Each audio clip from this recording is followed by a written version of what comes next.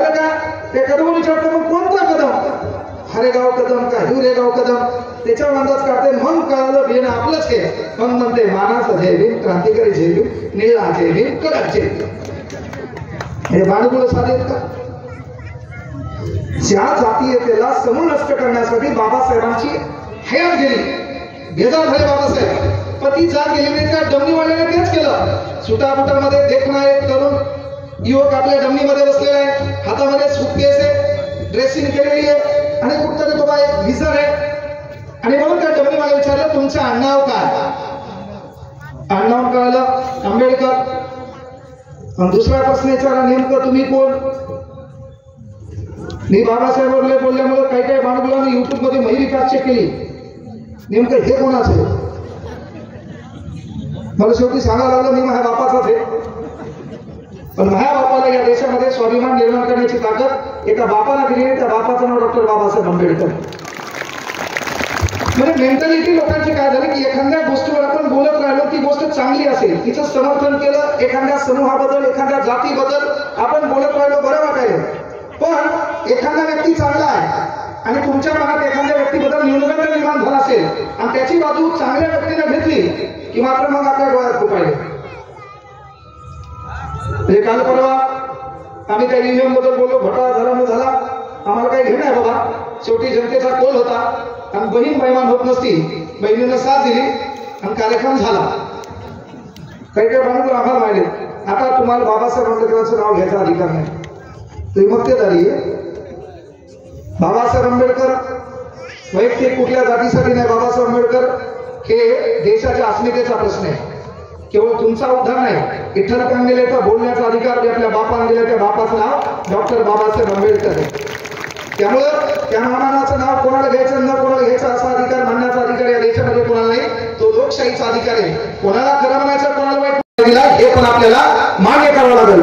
मग त्या बाबासाहेब आंबेडकरांना डमणीमध्ये डमणी चालवणाऱ्या एका व्यक्तीने विचारलं, अरे नेमकी तुमची जात कोणती? बाबासाहेबाची जात का आली? त्या डमणीवाल्यानं बाबासाहेबाला खाली उतरलं, सांगितलं इथून इथं पुढे गेलो आणि लोकांना कळलं तुम्ही या जातीचे या समूहाचे, तर लोक माझ्या डमणीची नासधूस करतील म्हणून मी तुम्हाला नेऊ शकणार नाही. बाबासाहेबाला प्रश्न पडला. बाबासाहेब म्हणले वाटलं तर डमणी मी चालवतो, तू मागं बस. बाबासाहेब डमणी चालवायला लागले. डमणीने धोका दिला, बाबासाहेबाच्या पायाला मार लागला. रात्रीचे 9 वाजले आणि बाबासाहेब घरी पोहोचले. घरी पोहोचल्याच्या नंतर नवऱ्याच्या चेहऱ्यावर दुःख माई रमाबाईने ओळखलं आणि प्रश्न विचारला काय झालं. झालेली हकीकत बाबासाहेबांना सांगितली आणि बाबासाहेबांना प्रश्न पडला की रामो, मी एवढ्या डिग्र्या घेतल्यात, वाटलं तर आपण इंग्लंडला जाऊन बढियापैकी शिकूया, त्या ठिकाणी बॅरिस्टर होता येईल, त्या ठिकाणी चांगला पगार भेटेल, त्या ठिकाणी आपल्याला पाहिजे ते आगळं वेगळं स्वप्न पूर्ण करता येईल. तेव्हा आपली माय बाबासाहेबांना म्हणती, बाबासाहेब 1920 ला राजश्री शाहू महाराज यांचं सहकार्य घेऊन तुम्ही इंग्लंडला शिकायला जात होता, तेव्हा तुम्ही मला 2 आणे दिले होते आणि 2 आणे दिल्याच्या नंतर सांगितलं होतं वेळ प्रसंगी पेच प्रसंगी काही संकट आले, काही अडचणी आल्या तर राहू दे, कुठं तब्येत बिघडली तर हे 2 आणे तुला कामा येतील. तेव्हा ती 2 आणे मी तुमच्या खिशात ठेवले होते, तुमचं दर्शन घेतलं होतं आणि सांगितलं होतं एखादं कुठलं तरी एक पुस्तक वाचण्यात येईल. हा निश्चित आलेला ग्लानीमध्ये पडलेला समाज आहे, या समाजाचा उद्धार करण्यासाठी ते पुस्तक तुमच्या कामा येईल म्हणून हे 2 रुपये तुम्हाला ठेवा. आणि त्यावरून आपल्या तज्ञ लोकांनी एक डायलॉग तयार केला, अरे जर तुमच्याकडे 2 रुपये असतील तर 1 रुपयाची भाकर घ्या, ती तुम्हाला जगवेल, पण 1 रुपयाचं पुस्तक घ्या, ते तुम्हाला जगण्याची कला शिकवेल. त्याच्या जनक आहेत रमाबाई आंबेडकर. म्हणजे बायको कशी असावी याचं एक जिथं जास्त उदाहरण आहे. नाहीतर आपली माय आहे, आपली माय सांगते बघ्या एसटीत पुढे बसू नको, पुढून धडकला तर तू जाशील, मागे बसू नको, मागून धडकला तू जाशील, तू मधात बस. आणि मग ते मधात बसून पुढच्याच मागच्याच ऐकून पगार नाही की हवे सगळे बेजार घेते. आता त्याच्या डोक्यात दुसरा प्रश्न आहे की मी ह्याला उद्या कशी पाहतो, मी नेमकं कुठं कामा जाऊ. अरे इथं बसलेल्या युवकांना प्रश्न आहे, तुम्ही शिकावं म्हणून पहिल्यांदा बाबासाहेब आंबेडकरांनी जेव्हा देश आपला परतंत्र्यात होता 1946 ला आपल्या इथं कॅबिनेट मिशन आलं आणि कॅबिनेट मिशन आल्यानंतर बाबासाहेब आंबेडकरांकडे 29 ऑगस्ट 1947 ला जेव्हा घटना समितीची स्थापना झाली आणि बाबासाहेब आंबेडकरांनी लिखाणाचं काम चालू केलं तेव्हा पहिल्यांदा राज्याच्या ध्येय धोरणाची मार्गदर्शक तत्वांवर लिखाण केले का MC छगलांचं म्हणणं होतं राज्यघटनेच्या भाग क्रमांक 4 मधला भारतातल्या प्रत्येक राज्यानं पालन केलं तर भारत हा पृथ्वीवरील स्वर्ग बनेल। त्यासाठी पहिल्यांदा लिखाण झालं राज्य शासनानं राज्यातल्या लोकांसाठी काय करावं आणि म्हणून राज्यघटनेमध्ये पहिली कलम आपण ऍड केली आहे कलम 45 6 ते 14 वर्ष वयोगटातील विद्यार्थ्यांना मोफत आणि सक्तीचं शिक्षण।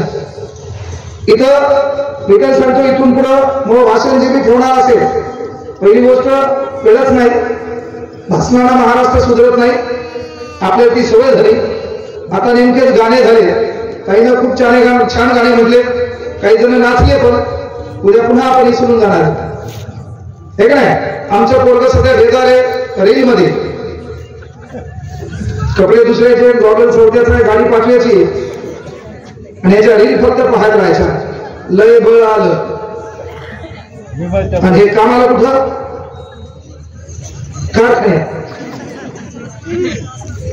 मेंटॅलिटीने आवर्जून सांगायला की रील पेक्षा रिअल लाईफ वर महत्व द्या ती जी रील आहे का त्या रील पेक्षा रिअल लाईफला महत्व द्या काळ वेळ फार बेकार आहे सरकार कोणतंही येऊ आपल्या ताटात जे पहिल्यापासून पडत होतं तेच पडणार त्याच्यात कुठलाही बदल होणार नाही हे दलिंदर सर्व सारखेच आहे याच्यामुळे आपल्या जीवनात वेगळा बदल पडणार नाही तो वेगळा बदल पडण्यासाठी माईचं पोरीकड आणि बापाचं पोराकडे लक्ष असावं तुमचं पोरग म्हणून सांगायलो हप्त्यातून एकदा पोराला हाना